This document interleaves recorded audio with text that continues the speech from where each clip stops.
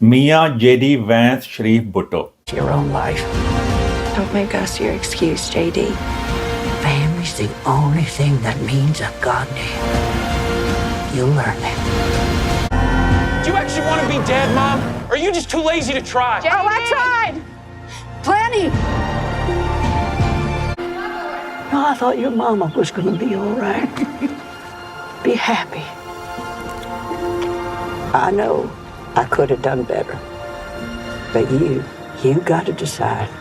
You want to be somebody or not? I've been doing real good. I just had a down month. I got an interview tomorrow, Mom. Otherwise, Oh, you know me. I always land on my feet. Don't look at that. Come on. Come on. Don't you look at you. Look at me. You look at me. You let her get away with this every time. I told you that I would do better. You always say that. You're And I lying. always try. You got to think about these kids. What do you think I've been thinking about since I was 18 years old, huh? Never had a life where I wasn't thinking about the kids. It's incredible. This is incredible. All right, sounds good. Thank you.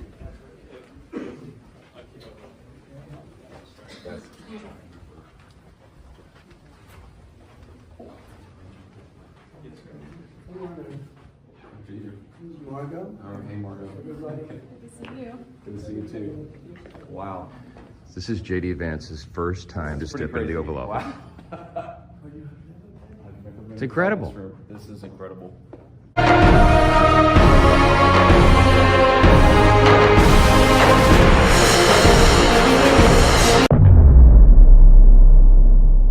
ये जो आपने video clips देखे इनके बारे में आगे जाके बात करूंगा। वैसे अमेरिका के प्रेसिडेंट जो है डोनाल्ड ट्रंप, उसके बारे में सारे लोग बात कर रहे हैं, लेकिन उनका जो वाइस प्रेसिडेंट है, जो उनका नायब सदर है, उसके बारे में लोग कम बात कर रहे हैं। अब मैंने जो नाम इस्तेमाल किया मियाँ जेडी वैंस शरीफ भुट्टो, इसके बारे में जाके आगे बात करूंगा, आपको समझ आ जाएगी मैंने ये नाम क्यों इस्तेमाल किया। सबसे पहले मैं जो जेडी वैंस जो है, जो अमेरिका का नायब सदर बना है, उसकी लाइफ की रोशनी डालूंगा। आपको जान के हैरानगी होगी कि किस तरह अमेरिका के अंदर ये सही जमहूरियत जो होती है, वहाँ पे एक आम बंदे को चांस मिलता है और आपको आगे जब पता चलेगा किस तरह वो बंदा जो आया था कि आम ग्रांड से उठा और इस वक्त अमेरिका का सदर बन गया। ये होती है सही लाइफ स्टोरी, ये होती है सही जमहूरियत, जहाँ पे आम बंदे को चांस मिलता है। जेडी वैंस जो था, जो अमेरिका की स्टेट ओहायो में पैदा हुआ था, बहुत ही गरीब घराने के अंदर। इसका जब माँ बाप आए थे, उसके बचपन में इनके आपस में तलाक हो गई थी। तो ये इसको जो पाला था, इसकी नानी ने पाला था, यानी इसकी ग्रैंड मदर ने।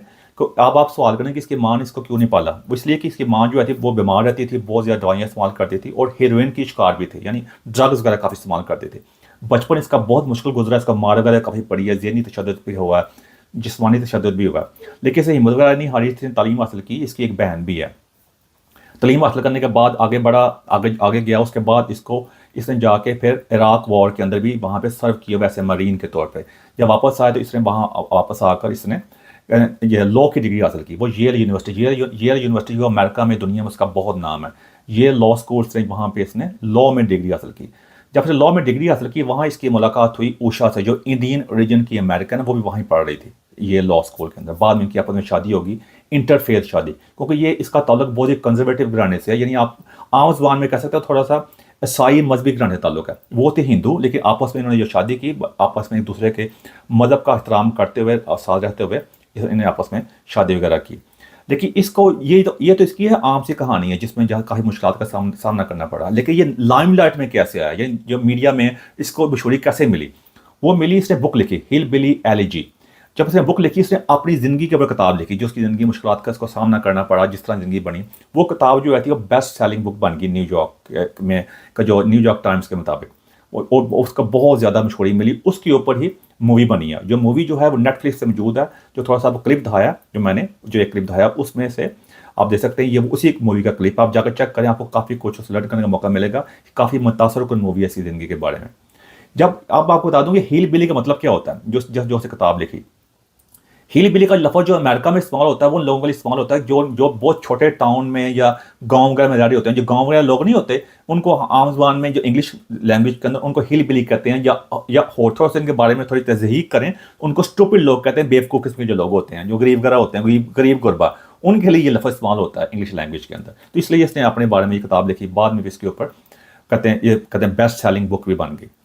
लेकिन आगे बढ़ के जब जब इसको लाइमलाइट में आया, फिर वो जो किताब बेस्ट सेलिंग बनी, इसको काफ़ी इंटरव्यू वगैरह हुए, ये लाइमलाइट में आया, नेशनल मीडिया के अंदर आया, दुनिया के अंदर पता चला कि अमेरिका के अंदर कि किस तरह एक आम बंदा भी जो है गरीब घराने से उठ के आगे बढ़ा। लेकिन उस पर आम बंदे में एक थोड़ी सी बात और भी आई थी, जिसको अमेरिकन ओवरऑल जो नेशनल जो आप कह सकते हैं सियासतदान जो हैं सब कुछ नेगलेक्ट कर रहे थे काफ़ी देर से। वो थे कि गोरों की अंदर गुर्बत, यानी जो वाइट पीपल हैं उनके अंदर जो गुर्बत है उसको मुकम्मल तौर पर इग्नोर कर दिया गया था। आप अक्सर अमेरिका के बारे में बात करते हैं, जो किसी और मुल्क के बारे में बात करें, गुर्बत के बारे में बात करें, खास और अमेरिका की बात करते हैं, तो आपके ज़हन में सबसे पहले काले ही आते हैं जो ब्लैक है वहाँ पे। आप समझते हैं सिर्फ वही गरीब है, अमेरिका में सारे गोरे जो हैं वो गरीब हैं। लेकिन इस बुक के जरिए उसने बताने की कोशिश की, बाद में मूवी बनी, कि वो गरीब नहीं, सिर्फ अमेरिका के अपने गोरे भी बहुत ज़्यादा गरीब हैं, क्योंकि अमेरिका के अंदर 50 से ज़्यादा स्टेट्स हैं वहाँ पे। मैं अमेरिका में जा चुका हूँ, मैं उसको अच्छी तरह जानता हूँ। हमसे उसी अमेरिका को जानते हैं जो न्यूयॉर्क है, कैलिफोर्निया, लॉस एंजल्स है, हॉलीवुड है, जो मूवीज़ आती हैं जो ज़बरदस्त दिखाते हैं ना, तो हम उसी अमेरिका को जानते हैं। अमेरिका में 50 स्टेट्स हैं, जो कई स्टेट्स को आप जानते भी नहीं होंगे, वहाँ बहुत गुर्बत है, जैसे ओहायो भी है। तो इसलिए ना लोगों के ज़हन में जब गुर्बत आती है सिर्फ कालों की आती है, गोरों के बारे में नहीं आती। इस बुक के जरिए जब ये लाइमलाइट में पता चला कि अमेरिका में जो गोरे हैं वो भी बहुत गरीब हैं, इस चीज़ को हाईलाइट किया, इससे बताया कि ये प्रिविलेज क्लास जो है वही जाती है, कहते हैं जाके सेनेट में जाती है, गवर्नर बनते हैं अमेरिका के। जो सियासत में भी लोग ज़्यादातर वही हैं जो ज़्यादा आप कह सकते हैं जो वर्किंग क्लास है, जो बहुत अमीर हैं। लेकिन एक मौका मिला था बराक ओबामा को, उसने आगे अमेरिका का तबाह वगैरह किया, अलग बात है। तो इसमें इसको लाइमलाइट मिली। उसके बाद फिर इसने बाद में जाके सेनेट का इलेक्शन लड़ा 2022 के अंदर जाके, और वो इलेक्शन जीत गया, उसने डेमोक्रेट के बंदे को हराया वहाँ पे जाके। और ये इलेक्शन लड़ा था उसने ओहायो से, जहाँ ये खुद पैदा हुआ था, वहाँ पे जाके उसने इसको हरा दिया। और ये फर्स्ट टाइम सेनेटर बना। यानी कहाँ से स्टोरी शुरू हुई, गुर्बत से, और बाद में ये सेनेटर बन गया।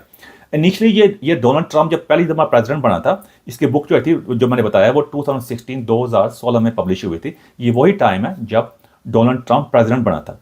ये पहले डोनाल्ड ट्रंप के नाकदीन में आया था और उसको डोनाल्ड ट्रंप को इतना पसंद नहीं करता था। इसके काफ़ी बयान इस बारे मौजूद हैं। लेकिन जब डोनाल्ड ट्रंप के 4 साल गुजरे, जैसे अमेरिका के, उसने अमेरिका फर्स्ट का नारा लगाया, उसको साबित भी किया काफ़ी चीज़ों में। उसके बाद इसका ज़हन बदला और सारा का सारा उसने अपनी डोनाल्ड ट्रंप के लिए काफ़ी हमायत का ऐलान किया, उसका बिगेस्ट सपोर्टर बना। उस बाद में उसको काफ़ी डिफेंड भी किया। कई टीवी पे अगर लोगों ने कहा तो उनसे पहले उसके खिलाफ है, तो उसने कहा मैं खिलाफ था, लेकिन बाद में जब इसको देखा प्रैक्टिकली तौर पे, वो क्या अमेरिका के अंदर ये मीडिया जो है ना, खास तौर पे जो मेन स्ट्रीम मीडिया, CNN हो गया, MSNBC, इस तरह के लोग हो गए, उन्होंने लोगों को जो दिखा के, ये वही CNN है जिसने जब जो इराक वार हुई थी बार बार चलाते थे कि वहाँ वेपन ऑफ मैस डिस्ट्रक्शन है, वहाँ जाओ सब कुछ करो ना, ये वही है। उन्होंने वहाँ को पागल बनाया। वहाँ पे एक तरह के लोग दिखाते हैं, अमेरिका का जो कल्चर है ना वो मीडिया के ऊपर चलता है, तो वो लोगों को अपने माइंड को कंट्रोल करते हैं। लेकिन जब उनको प्रैक्टिकली तौर पर जब डोनाल्ड ट्रंप के बारे में बात बनाई हुई थी, जब वो प्रेसिडेंट बना आके, उसने अमेरिका को काफ़ी चेंज किया, काफ़ी अमेरिका फर्स्ट का नारा लगाया, अमेरिका की इकोनॉमी काफ़ी बेटर हुई, बहुत कुछ हुआ। इसने इसके माइंड को चेंज किया और अमेरिका ये डोनाल्ड ट्रंप का बिगेस्ट सपोर्टर बन गया। अब डोनाल्ड ट्रंप की अब दोबारा फिर प्रेसिडेंट बना, अब डोनाल्ड ट्रंप को अब दाद देनी पड़ेगी। वो बंदा इस तरह का नहीं है कि आप उसे तनकीद करते हैं और बाद में जाके वो आपके खिलाफ कोई ऐसी बात करे। वो बड़ा फेयर बंदा, उसने इसी बात को सामने रखते हुए बाद में जाकर उसने इसको अपने वाइस प्रेसिडेंट के कैंडिडेट के तौर के ऊपर भी आप कहते हैं सिलेक्ट किया। जब अब इस वक्त ये इस तरह ये वाइस प्रेसिडेंट का कैंडिडेट बना। और इस तरह आप चेक कर सकते हैं। जो दूसरी वीडियो में दिखाई है वो है ओवल ऑफिस की। ओवल ऑफिस वो होता है जो अमेरिका का जो सदर होता है, वो उसके आपका सरकारी ऑफिस होता है, जो उसका अपना ऑफिस होता है जहां बैठ के वो एवरीडे काम करता है। अब ये जो वीडियो दिखाई है फर्स्ट टाइम जिंदगी में उस ओवल ऑफिस में गया है। यानी एक ये दिखाया गया किस तरह ये होती है सही जमहूरियत, डेमोक्रेसी, किस तरह आम बंदा जो है वो कहाँ से उठ के आया। और पहली वो उसके लिए हैरानगी हो रही है जब ओवल ऑफिस में दाखिल हो रहा है। आप सुन भी सकते हैं कि एक आम बंदा, ये वही बात होगी पाकिस्तान के एक आम पिंड में गाँव में पैदा हुआ बंदा जाके वो प्रेसिडेंट के में जाए, ऐसे आम बंदे के तौर पे ना जाए, बल्कि ऐसे वाइस प्रेसिडेंट के तौर पे जाए। जो डोनाल्ड ट्रंप जब 4 साल पर हटेगा तो अगला प्रेसिडेंट का कैंडिडेट यानी उम्मीदवार यही होगा। ये छोटी बात नहीं है। तो ये हैरानगी की बात है, यही सही डेमोक्रेसी है। जो अब मैं आपको साथ ये भी ऐड कर दूं कि मैंने फिर जो कहते हैं जो नाम इस्तेमाल किया है मियाँ JD वैंस शरीफ भुट्टो का, कि देखिए ना यही करैक्टर के पाकिस्तान के अंदर होता है। जिन्हें प्राइम मिनिस्टर बनना होता है, वजीर दाखिला, वजीर आला, वजीर आजम कुछ बनना होता है, उनके नाम के साथ शरीफ होना जरूरी है और भुट्टो होना जरूरी है। जिस तरह बिलावल भुट्टो है, मरियम नवाज शरीफ है, वो अपने नाम ही चेंज कर देते हैं। यानी दादा कर लें कि लोग अपने माँ बाप के नाम से जाने चाहते हैं, यहाँ पे उन्होंने इलेक्शन के लिए लोगों वोट लेने के लिए अपने नाम का अपना जो सर नेम है वही चेंज कर दिया। जैसे मरियम नवाज ने चेंज किया, हालांकि उसका नाम तो होना चाहिए था सफदर, कैप्टन सफदर के तौर पर। और जो है जो बिलावल भुट्टो है उसके नाम के एंड पे आना चाहिए था जरदारी। लेकिन यही सबसे पहले बताने की बात है। इसी वजह से मैं कहता हूँ पाकिस्तान के अंदर बास्टर्ड डेमोक्रेसी है, नाजायज जमहूरियत है, जिसका मजहब को हमने दुनिया में बर्बाद करके रख दिया। पाकिस्तानी जिस मजहब के नाम पे जो कुछ हो रहा है, जमहूरियत के नाम पे भी उसी तरह हो रहा है। अपनी मर्जी के बिल पास कराए जा रहे हैं और जाके ना पता चलता जमहूरियत है, ना पता चलता माशाल्लाह वो बीच का सिस्टम इसको चल रहा है, जिसकी वजह से हम इस मुकाम में पहुंच गए हुए हैं। अब मैं ये भी नहीं कह रहा कि अमेरिका का सिस्टम जबरदस्त है, वहां पे हर चीज जबरदस्त चल रही, नहीं, वो चीज नहीं सही चल रही थी, तो बाद में जब इसको मशहूरी मिली, चांस मिला। मैं कहता हूं कि दुनिया का कोई भी निज़ाम परफेक्ट नहीं होता, लेकिन निज़ाम जो भी निज़ाम हो उसके अंदर आपको चांस मिले, आप आगे आए, वही निज़ाम ठीक होता है। वही अगर आप जितना मर्जी बुरा कहें, वही अमेरिका का निज़ाम है ना, वही यूरोपियन निज़ाम है जहां सारे भाग के जा रहे होते हैं, जितना मर्जी बुरा कह लें, जाते सारे वही है ना, क्योंकि वहां पे जिसे अमेरिकन ड्रीम कहते हैं, वो इसी चक्कर में कि आपको चांस मिलता है, वो चांस लेके आगे आते हैं। फिर आप ये नहीं है कि वहां बिल्कुल आप पाकिस्तान में बिल्कुल ही कोई चांस नहीं है। अब मैं जो हूं, अब मुझे मैं जब बचपन जब बड़ा हो रहा था, मुझे अक्सर पूछते थे तुम क्या पढ़ना चाहते हो। मैंने कभी भी नहीं कहा था मैंने ये बनना है, मैंने वो बनना है। मैंने हमेशा कहा था मैं पाकिस्तान का प्राइम मिनिस्टर बनूंगा, मैं पाकिस्तान का वज़ीर-ए-आज़म बनना चाहता हूं, क्योंकि मैं पाकिस्तान की डायरेक्शन चेंज कर दूंगा, पाकिस्तान को सही राह पे डाल दूंगा, मेरे पास सारा कुछ मौजूद है। मैं बचपन से ये कहता होता था। अब ये नहीं कह रहा कि तू कहना बनाए तो बना दिए तो कहना था, बात ये नहीं है। बात ये कि आम एक बंदा के जो होता है उस वो क्या बन सकता है, नहीं बन सकता है। मुझे पता भाई मेरे क्या चांसेस हैं, मैं ना 3 में ना 13 में, लेकिन वहां पे भी ऐसा है। लेकिन बराक ओबामा जैसा कह सकते हैं, उसका बाप जो कीनिया से आया था, वही आम स्टोरी है ना, जिस तरह ये जेडी वैंस की भी आम स्टोरी है, वो काला था या गोरा है। ये चीज़ होती है, यहाँ से मुल्क आगे बढ़ते होते हैं, सारी प्रॉब्लम होने के बावजूद भी दुनिया में उनका नाम होता है। आप कोई भी मुल्क ले सकते हैं, इसके ऊपर मेरी पूरी वीडियो जो है मेरे यूट्यूब पे मौजूद है। तो ये मैं आप कहने की कोशिश आपको ये है कि ये एक आपके आगे ये एक जिंदा कहानी है, आपकी अपनी जिंदगी के अंदर। ये इतनी पुरानी कहानी पे नहीं, ये सारी कहानी 10-20 साल के अंदर बनी हुई है, जिससे आपको पता चलेगा कि वो मुल्क कामयाब क्यों है और हम आज तक इस गहराई में क्यों गिरे हुए हैं। अब वहां पे जाके देखा जाए तो हिंदू से शादी की है, मतलब का इस्तेमाल तो ना किया जाके, कोई वहां कोई मसले मसाइल नहीं हो गए। हम तो अपनी जात पात में शादी नहीं कर रहे होते, कोई सुन्नी शिया को कफर कह रहा है, शिया सुन्नी को कफर कह रहा है, देवबंदी बरेलवी ये सारे मामला पड़े हुए हैं। आपस में एक हमसाया दूसरे हमसाया शादी नहीं कर रहा होता, तो बातें हमारे इस्लाम में पहुंची हुई हैं। अब ये बात मैं करता जाऊं, लंबी करता जाऊं, खत्म होने का नाम नहीं लेगी, आपको समझ ही गए होंगे। यही चीज़ है जिसकी वजह से आज हमने इस मुकाम पहुंचा दी। और दूसरों में पे कुफर के फतवे, गद्दारी के फतवे या लगा दो जहां पर होना है, और बाद में कहते हैं जो और ऐसे बंदों को इंस्टॉल करो जो आपके बिल्कुल कहते हैं लॉयलिस्ट की बात नहीं, बिल्कुल जो इस अहल ही नहीं है। तो वही बैंड में जहां से मेरी वीडियो शुरू हुई थी कि मियाँ जेडी वैंस शरीफ भुट्टो, ये कि पाकिस्तान के अंदर होता तो ये नाम लगना इसका जरूरी था, पाकिस्तान के अंदर नहीं है ना। आप देखें वो एक आम गाने पैदा हुआ, किस तरह का मामला था, फिर भी इतनी हाई लेवल पे पहुंचा।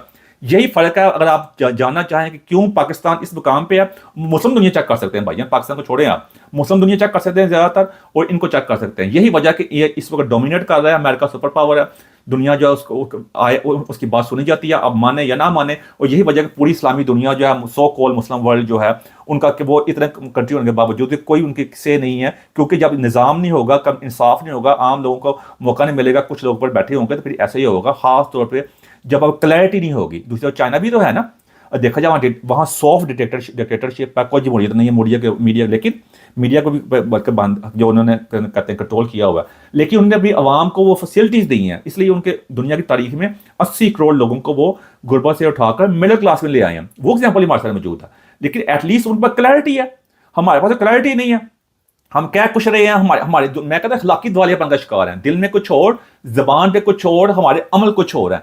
हम अखलाकी दिवालियापन के भी शिकार हैं, ये होता है अखलाकी दिवालियापन, और माली दिवालियापन भी का शिकार है, बैंकरप्सी, मारे फिरते हैं $1 बिलियन के लिए, के कर्जे के लिए। तो ये मैंने आपको सामने बयान करने की कोशिश थी। जब तक हम इन वैल्यूज को, इन अखलाकियात को, इन इकदार को, इसको नहीं जानेंगे, इसके ऊपर थोड़ा इसकी तरफ नहीं बढ़ेंगे आगे, जहां मुल्क में सबको आज़ादी हासिल होगी, सब, और कोई आम बंदा भी ये ख्वाब देख सकेगा कि वो भी वज़ीर-ए-आज़म बन सकता है, वो भी वज़ीर-ए-आला बन सकता है, उसके साथ नाम के साथ शरीफ भुट्टो लगना जरूरी नहीं है, किसी आम बंदे बन सकता है। तब ये मुल्क जो होगा सही डायरेक्शन में आएगा, और पूरी दुनिया जो होगी हमारी मिसाल भी दिया करेगी। मेरा वीडियो बनाने का मकसद यही था। खुद ही को कर बुलंद इतना कि हर तकदीर से पहले खुदा बंदे से खुद पूछे, बता तेरी रज़ा क्या है।